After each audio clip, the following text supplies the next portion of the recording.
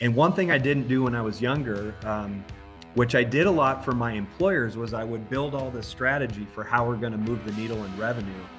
But I never took the time to really build a strategy for myself. And so if you're just starting out in sports or you're an executive trying to make that next job work, making sure that you have a plan for yourself and a strategy for yourself, and that you refresh that strategy like you do in the business at least annually.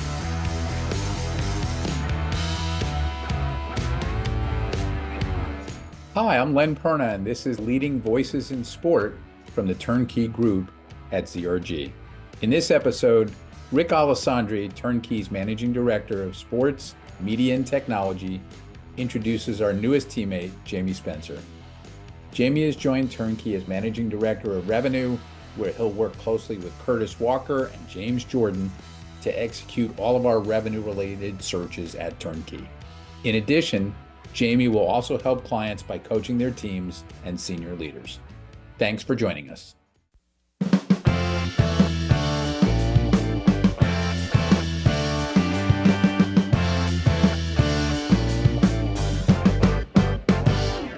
Welcome to Leading Voices in Sport. I'm Rick Alessandri, Managing Director, Sports Media and Sports Technology for Turnkey ZRG. Today's guest is a new addition to the Turnkey team, Jamie Spencer. Jamie most recently served as Executive Vice President of Revenue for the Chicago Blackhawks, where he was responsible for all functions of revenue, including ticket and membership sales, corporate partnerships, retail, amateur hockey, and Fifth Third Arena operations, the Chicago Blackhawks community rink. Prior to serving as the EVP at the Chicago Blackhawks, Jamie served as Executive Vice President of Business Development for the Minnesota Wild, where he spearheaded new business ventures, including Herbie's on the Park, a quintessential social house inspired by the legacy of Herb Brooks. Before that, Jamie also served as Executive Vice President of Sales for the Tampa Bay Lightning, where he was a force behind tripling the season ticket holder base and more than doubled overall ticket revenue and retail sales. He was also one of the founding members that helped launch the Minnesota Wild in 1997. In addition, Jamie is a hockey player himself, having served as the captain for the Wisconsin Badgers from 1991 to 1995. He continues to use his competitive spirit for good, championing efforts to raise funds and create awareness for Special Olympics Minnesota and the Chicago Blackhawks Foundations. Welcome, Jamie, to today's podcast. Thanks, Rick. Glad to be here. Jamie, you've only been on the job a couple of weeks with us. Let me ask you a little bit more about your experience and how you got to Turnkey. Talk about your time with the Wild and how you came up through the organization and ultimately landed at the Blackhawks. Yeah, why don't I go back in time, Rick? I'll just explain some of the stops along the way and some of my motivations to get into sports and then to join Turnkey ZRG. So I started my career as an intern at what was called Minnesota Hockey NHL back in 1997. So if you go way back in time, I had really never been to Minnesota, but I had landed, of all things, a professional contract to play roller hockey in the Roller Hockey International League, based in Minneapolis. We played at the Target Center. And that summer was after 2 years of playing minor league hockey in the American Hockey League. And I'm a realist, Rick. That's one thing you'll come to know about me. And I kind of got to that point in my hockey career where I kind of knew the writing was on the wall and I probably wouldn't earn a big paycheck playing professional hockey. And so then I started to really explore opportunities where I could grow outside of, the rink. And so that summer, going back to Minnesota Hockey NHL, a brand new franchise was going to be resurrected in Minnesota, which is crazy. They didn't have a team for over 7 years when the North Stars left. And I guess my first encounter with sales was I must have made 100 phone calls to try to find somebody that knew what the heck was going on with this new NHL team. And naturally, I was curious. I finally got a hold of a gentleman. His name's Greg Hoyt, who was the son-in-law of who would become the primary owner of the Minnesota Wild, Bob Nagley Jr. So Greg and I had lunch, and I said, "Look, I'm here. I'm on a contract playing professional roller hockey, but I'm really intrigued by this reborn NHL franchise in Minnesota." And just a few days later, they were opening the doors for the first time. It was June 25th of 1997 to start a new franchise. And I said, "You know what? I would love to join you." I said, "You don't even have to pay me. I just want to learn and develop." And so I guess the first rule is timing is everything, right? So few days later, I went and spent that summer just really on the front lines. I was one of 12 people that started that day, and we were doing everything. There was a 3.5 year journey that ensued into building what became the Minnesota Wild. And so I was at the ground floor. I always say it was sort of my MBA in sports because I don't have one, but I feel like I got it during how many opportunities in life do you have a chance to be on the ground floor of an expansion team in the National Hockey League? So consider myself very lucky to get my career start there. Fast forwarding, I went from intern to executive over a 14-year span. I tried every job they would throw at me to learn and develop and grow. And the good news for me was as the organization was expanding and looking for leadership and looking for people to take on more, my personal development was happening at about the same time. So I consider myself lucky to have spent 14 years learning and developing and growing to the point where by the end I was running the ticket sales revenue. I was managing the day-to-day business operations for the Houston Aeros, which is the minor league team for the Minnesota Wild. So I got some experience with a small business and really leading a small team of 30 and just exploring some of the new opportunities outside of, the NHL. We also launched a National Lacrosse League team. It was called the Minnesota Swarm. We ran that for 4 years before selling it, and it moved to Georgia years later. But so in one stop, I was able to really grow between National Hockey League experience, American Hockey League, National Lacrosse League, until the point where I sort of more or less hit my ceiling, if you would, with development. A gentleman named Todd Leiweke, CEO of the Seattle Kraken, was then he was a president of the Minnesota Wild back in the day. When I heard that he was going to become the CEO of the Tampa Bay Lightning, I just called Todd and I said, "Hey, what's going on? Why would you leave such a wonderful job with the Seattle Seahawks to go and resurrect a team like the Tampa Bay Lightning?" I remember him telling me, he said, "You know what? There's a guy named Jeff Vinik. He's just an amazing person, amazing owner, and I really like his vision for what he's about to do." And Todd, which we'll get to later, is one of my mentors. And so the opportunity came about between he and Steve Griggs, who's now CEO of the Lightning, to join and really maybe change the approach to revenue. And so it allowed me a space to really grow my career in a hard market where things were not easy and a brand that needed a bit of a makeover. And so I decided to join forces with Todd and Steve and join that leadership team. And one of the greatest experiences of my life. I spent almost 4 seasons there, really got to train and develop new skills in a tough market, and sort of a revitalization of a brand and a team. And so did that for about 4 years before finally having a conversation with previous owner Craig Leopold at the Minnesota Wild. He had kind of talked to me at one point about some opportunities outside of sport that were on his radar. And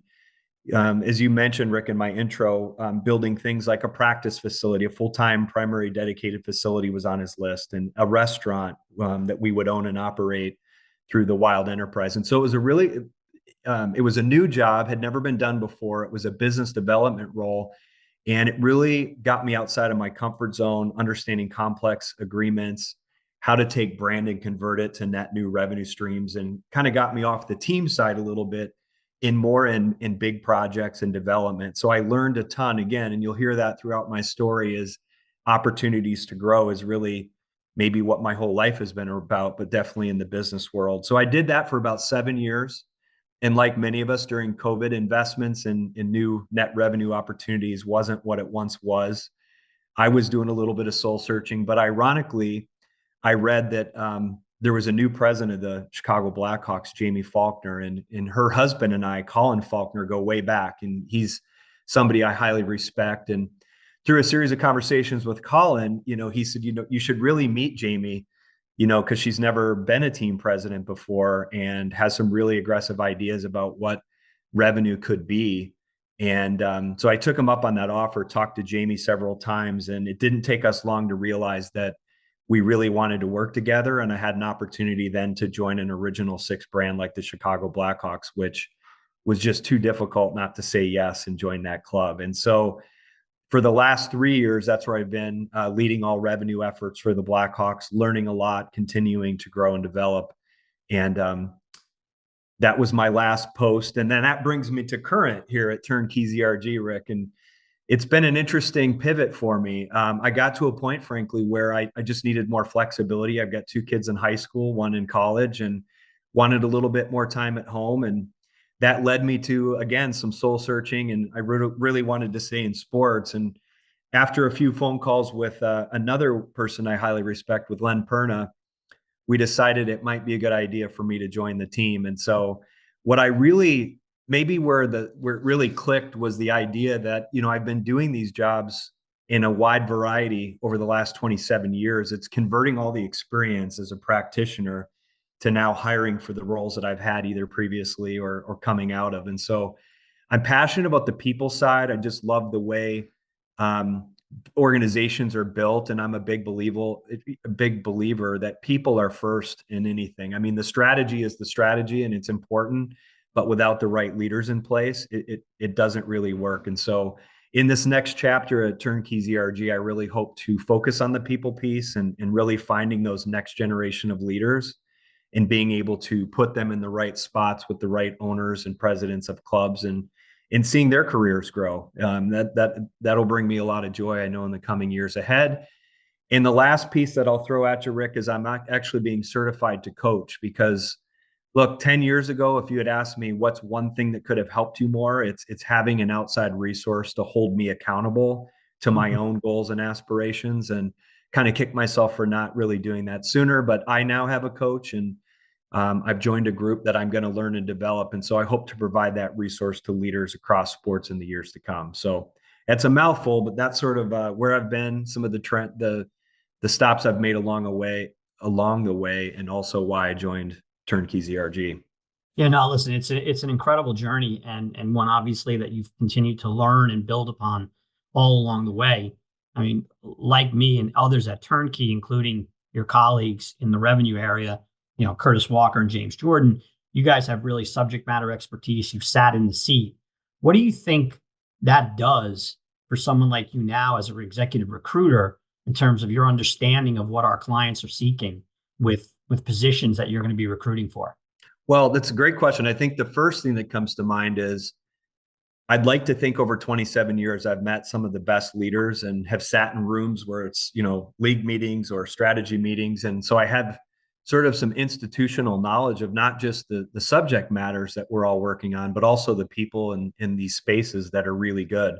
So one of the things I'm hoping is I'll be able to expedite the speed of a process, to be able to identify candidates quickly, and also just understanding the nuances that come with sports and onboarding into an office. So all things being equal from a skill set perspective, sometimes it's culture fit, sometimes it's how someone might work together in those office environments. And so I feel like with all the years of experience and having done it myself and transitioning from one organization to the next, it will really help me connect the dots quicker for a client with the candidates, and really understanding the roles and the expectations and the nuances that come with these hiring decisions. Because let's be honest, they are very important choices, and we want to do our due diligence to make sure we put the best foot forward in finding the best candidate.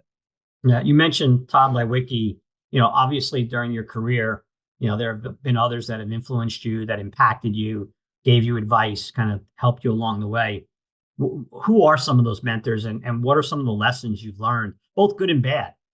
So I'll start with Todd Lewicki. I think anyone that knows his name just knows he feels like he's known you for years. He could meet you for the first or second time. He remembers important details, which I always admired.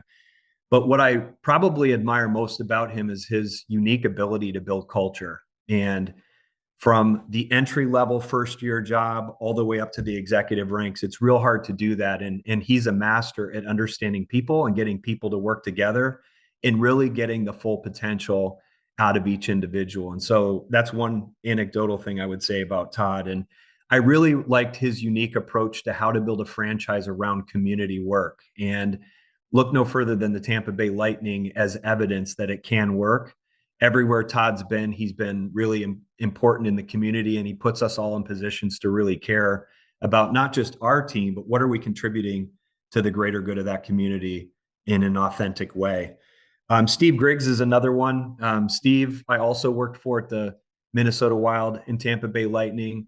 Steve is he's a guy that really holds you accountable day in and day out. He pushes you really hard. His expectations are very hard. And so, he really pushed me in ways that I couldn't have done myself. And, he really expanded my understanding of the sports business, P&L management, case studies, how to build, real strategy and things. And so I have a lot of debt to Steve for all that he's taught me.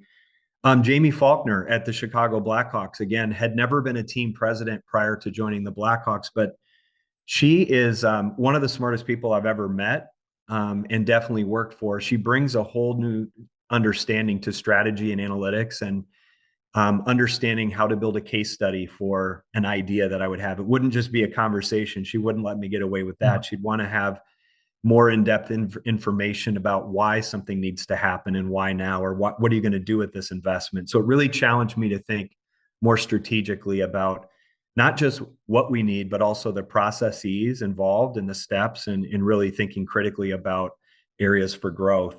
And then too personal, I mean, my high school hockey coach, Al Clark, I went to Culver Academy in Northern Indiana. I left home at 14 to pursue my ultimate dream of playing in the National Hockey League. But I was a student athlete, played for him for 3 years, and he just held me to the highest of standards. He wouldn't let you get away with anything, and he really pushed my work ethic to levels I had never been at that particular age. And still to this day, his practices were some of the hardest I've ever had. And I played college hockey, I played in the minor leagues. And again, he and our high school team worked as hard as anybody. He never wanted to be in a position where the other team had more energy and or work ethic than us. He said, no one will outplay us. And that stuck with me. And then the last I would mention is my father, Ron. He's been one that he knows me inside and out. He always gives me the straight scoop. He's there to cheer when I need it, but also helps me critically think about opportunities and in just life in general, and how to approach, problem solving at a high level. So those are a few names that come to mind, and they've all shaped me in one way or another. And I feel really grateful and blessed to have them in my corner. Thanks. When you think, you've sat in the seat, as you think about how these departments are evolving and the trends that you're seeing, kind of where is the puck going as it relates to ticket sales and sponsorship sales, and how should these departments be ready, be prepared to potentially change? Well, first of all, revenue is an organizational initiative. I think a lot of times people think of it as a departmental strategy or a handful of people that go out and sell products. But for me, it's really about everyone in the organization. Doesn't matter what rank or role or skill set you have, you're all ambassadors for the brand. You all know people in the community. And so taking an approach and a mindset that it's an organizational initiative, I think, is an important one. Every stop along the way, you use the front office as best you can to deploy all the different strategies in your business and the relationships that come with it. But some of the trends I would say I'm seeing outside of just an organizational shift in revenue generation is investment in business strategy and analytics. There's no more guessing. You got to be really precise. Corporate partnerships, for example, you got really smart CMOs that want business results. And we have to be able to stand behind the value of what you're selling and also the performance of all of those things that they agree with in a contract. The use of AI, we're still trying to figure it out, but not just AI, but just technology and technology in general has drastically changed the way we work, the way we operate, and it's a much more efficient model. I mean, the days of just pounding out phone calls off spreadsheets are long gone, and sourcing good leads and response times and tracking all that data and analytics and pricing your products effectively. I mean, our products around sports, our tickets are for sale in so many different ways and in different destinations that it's important that you're constantly using data to drive decisions in terms of pricing. So you're not leaving money on the table or taking too much, because the secondary market will eat you alive if you do. So a lot of the technology that's related to the analytics of pricing and things have really changed.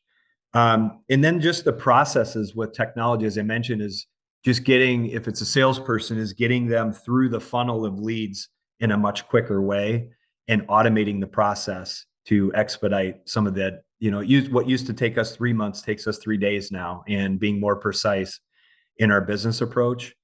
And I mentioned it earlier, but the corporate partnership strategy, again, there's just a whole different approach to why brands want to partner with other brands, and being able to create a narrative and a value prop that works when you're talking about the dollars that they're investing is becoming so competitive.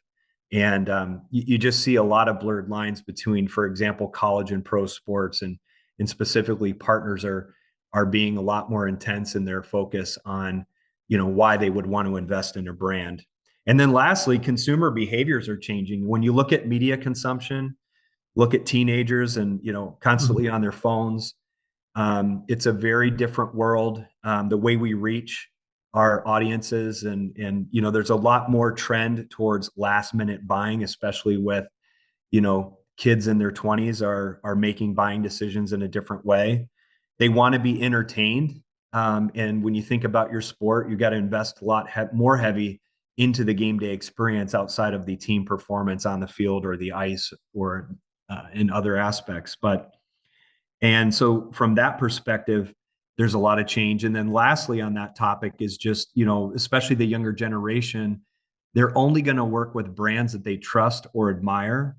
And so where you stand on a lot of what your brand stands for and what it doesn't is more on view and on point on a daily basis, whether it's social media or through behaviors and things that are going on in your local market. So a lot has changed and it continues to change, but those are just a few that come to mind. Two quick personal questions before we get to the last question. Who's your favorite hockey player, past or present? And what sport besides hockey is your favorite? Okay, so favorite player would be Steve Yzerman.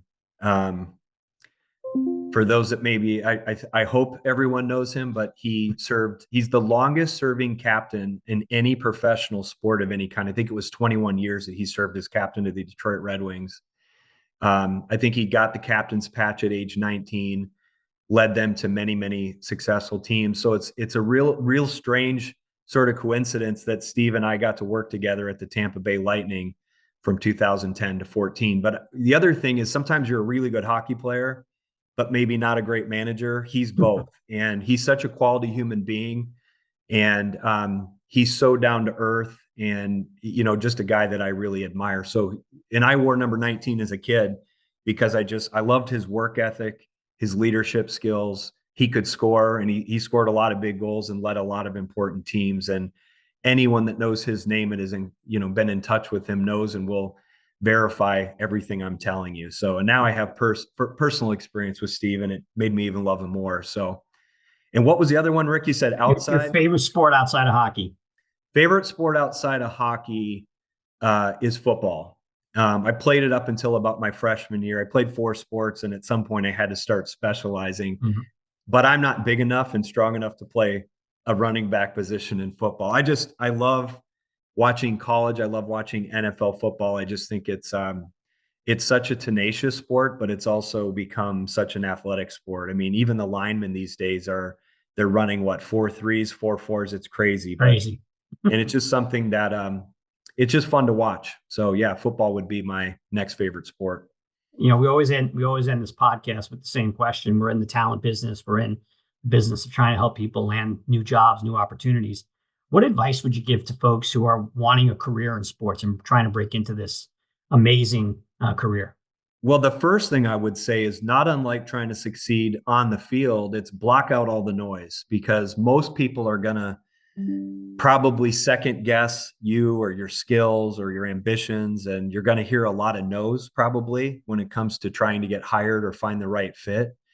But just like sports, I mean, you just got to keep persevering. And so don't listen to, and there's no perfect path. I tell young people this all the time. You don't have to have done this in school or have your master's, or, it's really about staying with a process and seeing it through. Relationships are something they don't really teach you much about in school, but those are vital. And keeping authentic relationships and really caring for and looking out for others is critical, but also continuing to nurture and put time into people and networking and being out there and a little bit vulnerable. And one thing I didn't do when I was younger, which I did a lot for my employers, was I would build all this strategy for how we're going to move the needle in revenue, but I never took the time to really build a strategy for myself. And so if you're just starting out in sports, or you're an executive trying to make that next job work, making sure that you have a plan for yourself and a strategy for yourself, and that you refresh that strategy like you do in the business at least annually. And so that's something I've put a lot more time and energy is into myself. And the last bit of advice I would give is just always be learning. I mean, every day I'm reading, and it keeps changing over and over. And the minute you think you're an expert, you're reminded you're not. And so I've lived with that my whole career. And so just being a sponge for learning, developing, and not being afraid to ask a question or get time on someone's calendar to learn something new. So I would leave you with those thoughts as far as advice for people looking to get into sports or move their way up into sports. Jamie, it's been a delight. Thank you so much for joining us today. Thank you for joining our team. You've been a tremendous addition. Your team approach is very collegial. I know that you, Curtis, and James will continue to drive our growth in this area and lead world-class searches for our clients. So thanks again. Thanks for joining us on Leading Voices in Sport. Thanks, Rick. Great to be your teammate. Thanks for listening to Leading Voices in Sport. The Turnkey Group is ZRG's sports, music, and entertainment talent advisory and executive search practice. With more than 1,800 placements since 1996, we are the global leader in placing CEOs, presidents, commissioners, and other senior executives across all functional areas. ZRG is a global talent advisory firm that is changing the way companies hire and manage talent. Our digital ZI platform combines talent intelligence, candidate insights, and process improvement to deliver executive searches quicker and with proven better results. ZRG is among the fastest growing firms in the talent advisory industry and provides a full suite of retained search, on-demand talent, and consulting and advisory solutions across the Americas, Asia, Europe, and Australia.